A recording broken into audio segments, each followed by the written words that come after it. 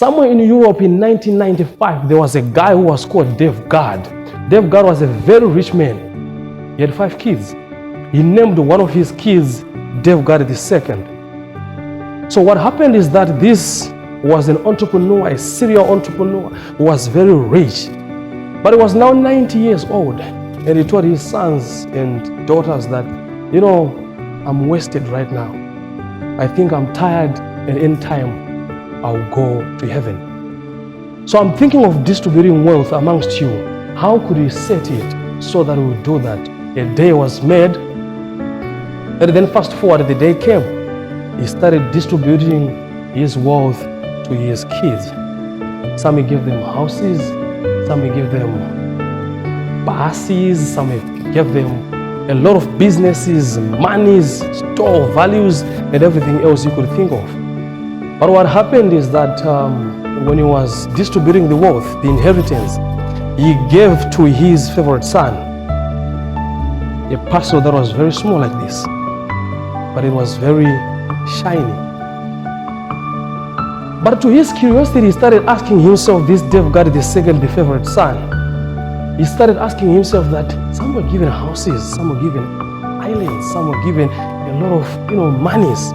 Why did he give me this small little present? What is in it? So fast forward after the event, he went into his room. He opened the present. And you know what? He was surprised. There was Napoleon Hill's book, Think and Grow Rich. What do you think he did? Was he happy? He was very sad, and he started asking himself that, how could this old man do that? Quickly he rushed to the house where his father was sitting. He went into the house, and then he said, Father, how could you do that? Some have given them buses, some have given them a lot of monies, businesses, and everything, but he gave me a book. What is it that is gonna change in my life simply because I have this book? He threw it in front of his father. And you know what the father did? He just laughed at him. And thinking that his father was now making fun of him, he was so furious because everything had been distributed. It seemed like there is nothing that was left for him on his part. He was so angry to an extent that he went outside, and then he took a 20-liter container of petrol. He poured it around the house, took a lighter, set the house on fire. His father was still in there, and he fled away. But fortunately or unfortunately, the rescue team came. The father was rescued, rushed to the hospital. But simply because he was now old, he had been disturbed so much by the fire and by the gases. Fast forward, when he was at his deathbed, he wrote a letter to his son.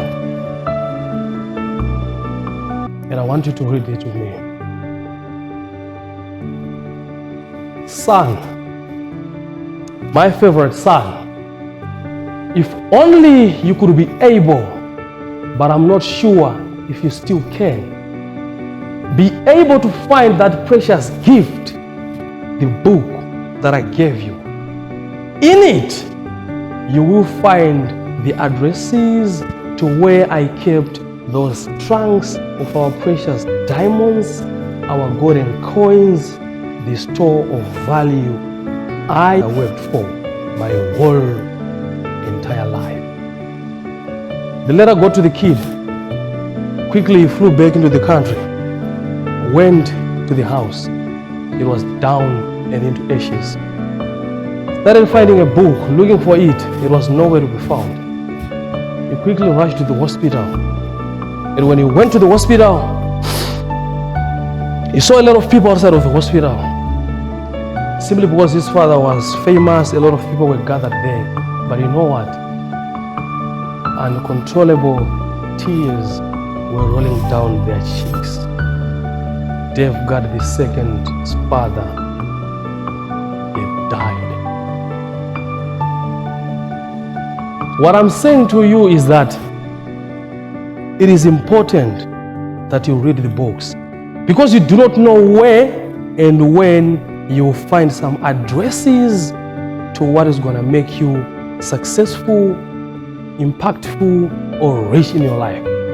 I'm telling you about the principles of reading books. The culture of reading to you as leaders or as people that want to become successful in your life, it is very important. That idea is so strong because the idea transcends time, transcends people, transcends culture. The idea holds. But not only would you want to read the books, you need to execute. Execution is mastery. Execution is very important.